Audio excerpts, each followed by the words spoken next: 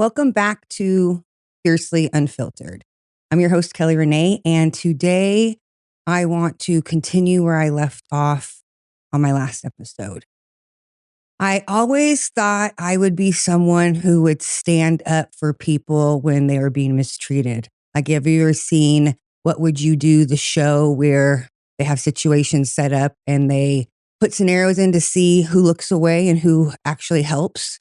I always thought if I was ever on one of those shows that I'd be someone who stood up for those people. But I never thought that I didn't need a show. I was about to live it real life. And what would I do?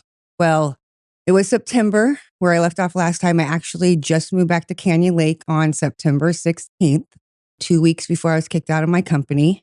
When I moved it back to Canyon Lake, I thought, fresh start. I'm leaving the house where the kids and everyone was. I ended up moving back there a year after I moved out to kind of change the ending with my kids, finish the house, get it ready to sell, do all the things. So it was September 16th, 2022, where I moved into a condo in Canyon Lake. I rehomed my 2 dogs. And the crazy story about that is I couldn't find anyone to take them because it was a Doberman and a Rottweiler, and they were 4 years old. But the guy who moved me on the day I was leaving was looking for 2 big dogs and ended up adopting them and loves them like family. So crazy how shit works out, because that was stressful. I didn't want to be someone who had to put their dogs in a shelter because I couldn't find a home, but that might have been my situation. But in the last hour, I found someone who loves them and they are happy, and I still get pictures of them to this day. So I wanted to start off with, I got kicked out. So I was out of the fire. It was less than probably a month from me getting kicked out that I heard that 2 females that actually had been with the company since we started it, both left their jobs. And I was hearing from leadership that they left because they didn't like new rules being in place and everything was stricter, which was a bunch of bullshit, to be honest with you. But I found out they left because of mistreatment from the same individual. It was almost identical stories, yet they were in 2 different buildings. And one was at the grow and one was at the store. And the stories were so identical. Like, I don't know how you couldn't have believed them. But unfortunately, our leadership at the time made the females leave work for, I think, 3 weeks without pay and let him stay in power. And they eventually said the girls could come back, but they were going to be moved out of their position, pretty much demoted, because they weren't taking him out of his job, which was bullshit to me, especially since he was one of the persons that lied to get me out of my job. So I already knew what his character was like because of that situation. But I brought it up to leadership and I said, this isn't right. We have to do something about it. But nothing was done. Instead, he actually called me and threatened my life. Told me if his name left my fucking mouth again, he'd fucking destroy me. And I have no idea who he is or what he's capable of, but I better watch my fucking back. And everything I cared about, he was going to destroy. Keep in mind, this is a man that took my job and was in charge of what I considered my baby.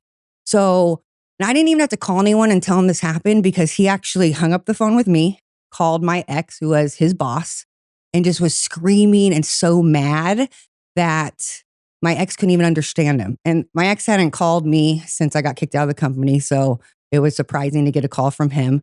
But what he said to me when I answered, he said, "What did you do to make him so mad and to yell at you like that?" I was like, what the fuck are you talking about? I didn't do anything. And that's going to be your response is, what did I do to deserve this?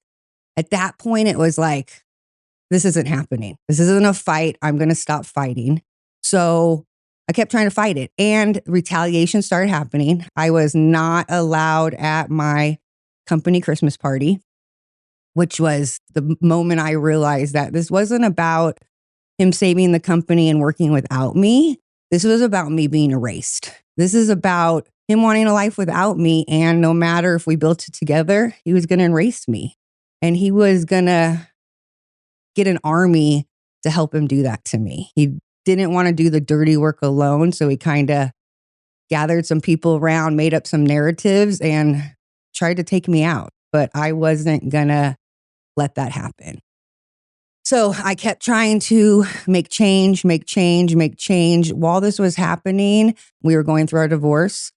December 22nd was actually the day I got my last paycheck. Started this company in 2009 and I got 3 months of severance. I mean, I think they just announced in the government they're offering 9 months of payout for people to take it.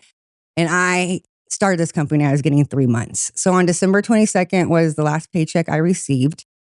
And I was getting ready to fight this battle because it wasn't just about me anymore. It was about decency and safety for everyone that was working at the company I created, the one they thought was female founded, veteran founded.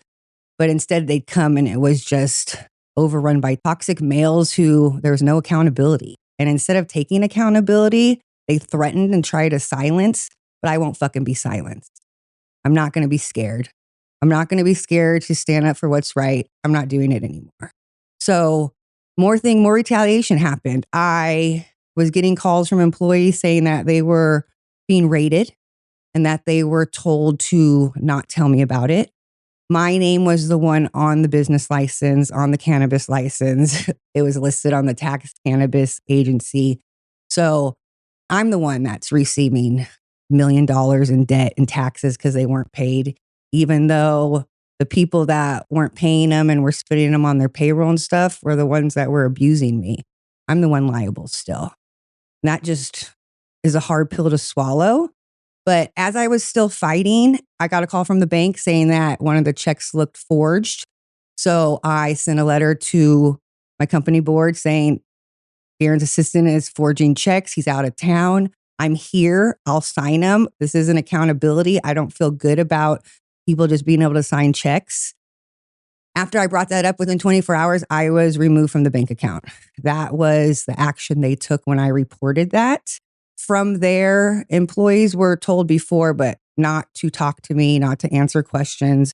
The people who were being mean and abusing me were told they didn't have to even acknowledge my existence. Don't respond to me. My access was taken. So employees were told not to let me in the facility, but a lot of them are good people. And so they wouldn't do that. Strangers, anybody over 21 is allowed in that facility. So how could they not let me in? Again, my name's on the license, right? So they let me in, of course, but I wasn't allowed past any door that the public couldn't go. There was a seating area in there. It's actually, this chair was in that seating area. And I used to go in there and I sit there because I wasn't going to let people abuse my employees. So I would sit in the chair, I would oversee stuff, I would talk to employees, see how everything was going. I would talk to customers. But one day I was there. It was a couple days after I brought up the fact to leadership that employees were being told to lie. They were being told to hide money from the government agencies when they came in to raid us because we got raided a few times. And I wasn't okay with that. I wasn't okay with people coming to do their job and being asked to commit fraud. That wasn't the kind of place I wanted to be associated with. And my name was on it. And so this had to change. So I prayed to God. I didn't know what to do. I didn't know how I would get back in the company. I just didn't understand what was going on. So I needed a way back in. And the timeline might be out of line a little bit with everything that's happening, but this all happened within that year. The person that was abusing everyone actually was the only one invited to my ex's birthday party that year. They were in San Diego on a yacht. They were all drinking. And on his way home, he got in a car accident. And while he was on the side of the road, a car came by and fucking just took him out. And he's still recovering from it. I wouldn't wish that on anyone. And I always say, don't take revenge on yourself because God hits harder than you do. God saw everything and he doesn't let anyone get away with anything and he'll hit harder than you. And it was in that fucking moment that couldn't have been truer because I would have never thought that was the next step. And when that happened, someone else had to come in and do that job. And it should have been me. That was my job initially. The company was flourishing when I was there, but it wasn't me. It was the next 50-year-old male that they found that they thought was capable, and they hired him. But this time, my ex said, if you have a place and could utilize my ex-wife, go ahead. And remember, I just been degraded to his ex-wife. Like I was a veteran. I'm a very successful person without the label of ex-wife. So that really bothered me. But the gentleman at the time, he said, sure. So he brought me in and I was given busy work.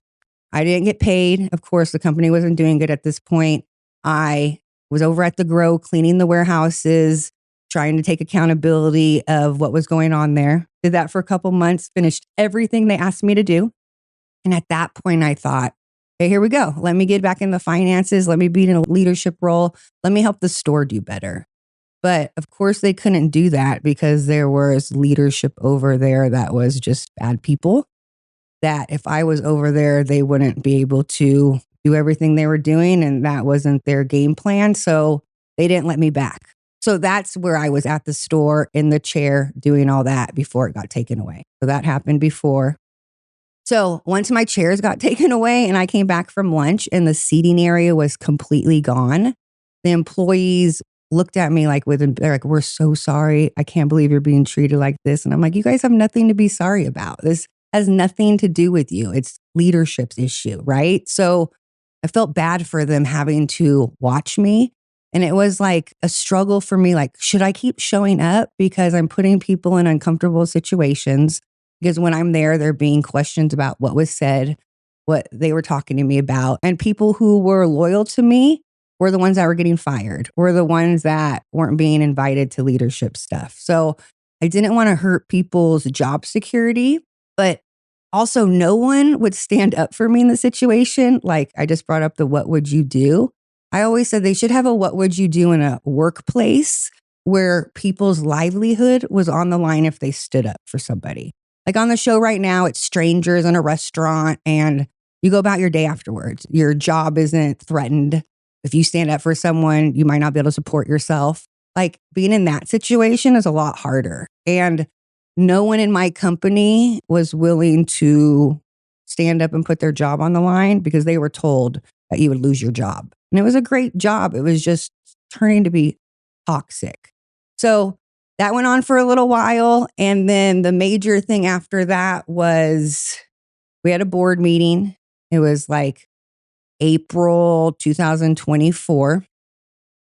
And my ex, who was the CEO, announcing that he was going to be gone for a month. I guess him and his girlfriend were going to Greece for a month for his 40th birthday. And let's keep in mind they met, we had our first divorce court May 9th, 2023. And he had broke up with his 25-year-old girlfriend 2 weeks before that. And then met her, I think 3 months after or 2 months after our divorce court. So in their first year of relationship, Aaron took a lot of energy and put it into that relationship. They were traveling all the time. They were doing all this stuff. And I was in Canyon Lake 7 minutes from both our locations. Both my kids were out of the house. I had nothing. I had dedicated all my time to my company. I could have came back while he was gone, but the board meeting was to tell me he was leaving. I wasn't coming back to be in charge. That this gentleman, Robert, who I've met before, has nothing to do with Medcare, is not getting paid, who was kind of a mentor to Garen, was going to be in charge. But he was going to be in charge in a way where he was never there. He was just going to make decisions if they came up while Garen was out of reach. So I begged. I think I have the recording of the board meeting where I was like, if he's going to be gone, let me be there. It's almost like a divorce with children. You get first right. Like if you have child custody and one parent is going to go on vacation and leave their kid with a babysitter or someone else, you get the option to take the child. And if then you can't do it, then they can use their plan B. So I was in a divorce previous with kids. So I kind of got that concept, but that wasn't how it was. I begged. And he also had a couple other females he hired that were telling me they were volunteer and they cared. And I was like, I don't need volunteers trying to save my company in the last 30 days or whatever. I want to do it. I want to be leading the ship if I'm going down. But I didn't get that opportunity. And he was in the month he was in Europe, and in the same fucking week he was proposing to his girlfriend, the state was in our store shutting it down. And I didn't even get a call from anyone that worked there. I got a call from a customer that went by the store and there was a sign on the door that said closed with no explanation. So I texted a couple people and they said, oh, yeah, the state's there. They're doing an inspection. We'll see what happens.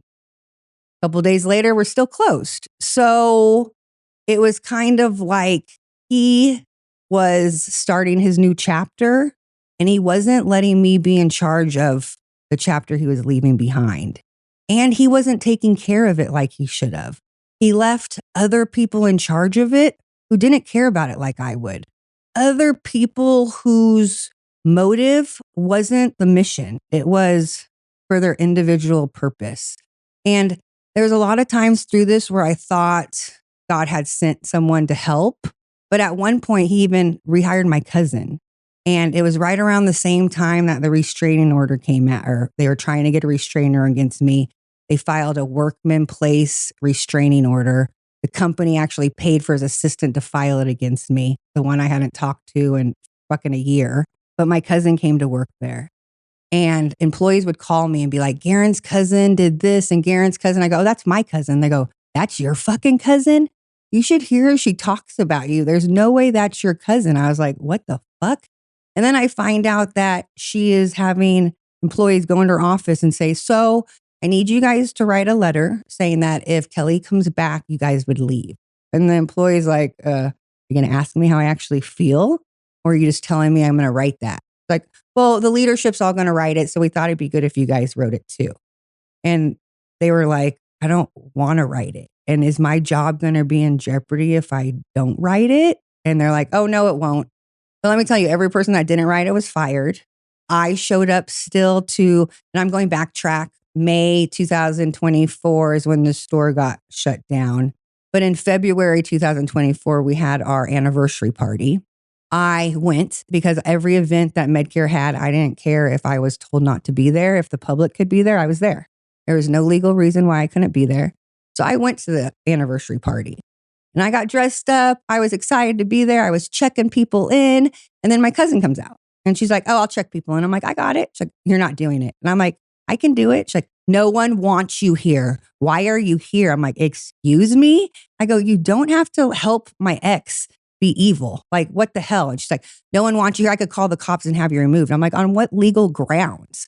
And she's like, because I talked to an attorney and they said I could have you removed. I'm like, my name's on the door. Like, no one wants you here. Why you're here? And it's like, that's an adult. And she's doing it in front of employees. And that's my family. And it's at that point where I was like, this is ridiculous. And I didn't leave. I waited till it was over. I stayed longer than they did. The next day I texted her and said, I don't like how things ended. I don't understand how our relationship got to this point. I love you. And I would love to have lunch and talk about this. And she never called me back to this day. So family isn't about blood. Family is about the people who support you and are there without judgment. And I have a few of those friends that aren't family. And I thank every day for them. And just try and be the support for people. So for the last couple years of my business, or 18 months, it was all toxic. It was all me trying to not let it be toxic.